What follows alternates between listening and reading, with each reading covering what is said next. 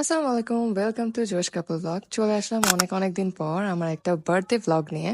সময়ের অভাবে অথবা বলতে পারেন অলসতার কারণে অনেক সময় অনেকগুলো ক্লিপ নিয়ে রাখি কিন্তু ব্লগ বানানো হয় না। সো এইবারের বার্থডে সবসময়ের মতো শুরু হয় আমার রাতের 12টায় কেক কাটা দিয়ে। জয় আর আম্মুরা সবাই মিলে কেক নিয়ে আসে। চাকরিজীবী মানুষের বার্থডে আর কেমনই বা হবে, সকালবেলায় উঠে অফিসে যাওয়া, তাই রেডি হয়ে চলে গেলাম। আর এই সুন্দর পিঙ্ক কালার ড্রেসটা গিফট করেছে আমার শাশুড়ি আম্মু। সকাল সকাল অফিসে গিয়ে একটা সারপ্রাইজ পাই, আমি একটা পার্সেল রিসিভ করি যেটা উত্তম ভাই আমাকে পাঠিয়েছিল। ড্রেসটা ওয়াজ সো প্রিটি। আজকের ব্লগটা এত দ্রুত পোস্ট করার কারণ হচ্ছে এই মানুষটা, কারণ উনি নাকি আমার পেজের অ্যাক্টিভ ফলোয়ার কিন্তু আমার কোনো পোস্ট দেখতে পায় না। আমি আমার কলিগদের ভাবসাব দেখে বুঝেই গিয়েছিলাম যে কোনো কিছু প্ল্যান হচ্ছে, সো চলে গেলাম একটা অবাক হওয়ার নাটক করে।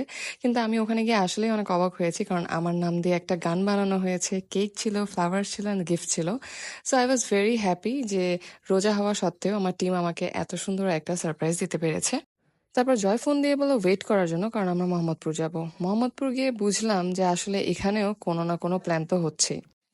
সো আই ওয়াজ এক্সপেক্টিং যে নর্মাল সাজানো হবে, বাট যখন আমি রুমে এন্টার করলাম তারপরে আমার সাজানোটা দেখে মনটাই খুশি হয়ে গেল। It was so dreamy and the cake was so pretty. আমি ফেসবুকে এতদিন যাবৎ অনেকগুলো পুকি কেক দেখছি, but this pookie cake was something else. অনেক সুন্দর ছিল। যেহেতু ইফতার টাইম হয়ে না করলে যাচ্ছিল, তো তাই হইলো আমরা না। কেকটাকে সাইডে রেখে আমরা ইফতারগুলো গুছিয়ে নিচ্ছিলাম। এই বয়সে এসে সারপ্রাইজ পাওয়াটা আসলে খুবই অকওয়ার্ড, কিন্তু পাইলে কিন্তু খারাপ লাগে না। সো আম্মু এই বার্থডে উপলক্ষে অনেক কিছু রান্নাবান্না করে রেখেছিল, ইফতার থেকে শুরু করে ডিনার পর্যন্ত। তাই সবাই মিলে বসে গেলাম ইফতার করতে। এইখানে কিন্তু আবার আমাদের গুড্ডু মশাইও ইফতার করতে বসে গেল। ছোটবেলা থেকে আসলে আম্মুর হাতে রান্নাবান্না দিয়ে বার্থডে সেলিব্রেট করে আসতেছি, আর এটাই আসলে সবচেয়ে বেশি ভালো লাগে যে আম্মু এত ভালোবেসে রান্নাবান্না করে। ব্যাগ দেখে নাবিল অনেক খুশি হয়ে গেছিল, কারণ ওর মনে হচ্ছিল এবার ঈদে নাকি ওর জামার সাথে এই ব্যাগটা খুব ভালো যাবে, কিন্তু আমার গিফটটা আমি ওকে মেরে দিতে দেইনি। ইফতারের পর শুরু হয়ে গেল পিৎজার প্রিপারেশন। সবাই মিলে একসাথে আমরা পিৎজা রেডি করছিলাম।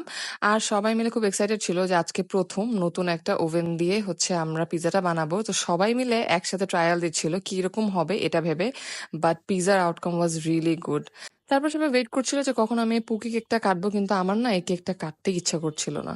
আম্মুকে যেহেতু অনেক টায়ার্ড দেখাচ্ছিল, তাই ভাবলাম আম্মুকে একটু হেল্প করা যাক। তাই কিছু ডিশ আমি ভাবলাম নিজে রান্না করে ফেলি। সবকিছুই আম্মু প্রিপেয়ার করে রেখেছিল। তো ঝটপট করে রেডি করে নিলাম আমি এই গ্রেভি চিলি চিকেন, আর করলাম হচ্ছে চিকেন ফ্রাই, আর আম্মু করেছিল এই মজাদার ফ্রাইড রাইসটা।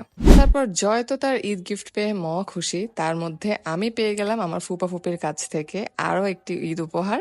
এরপরে সবাই নিজের বাসায় রওনা দিলাম। তো এই ছিল আমার বার্থডে ব্লগ। আমার জন্য সবাই দোয়া করবেন। টিল দেন, আল্লাহ হাফেজ।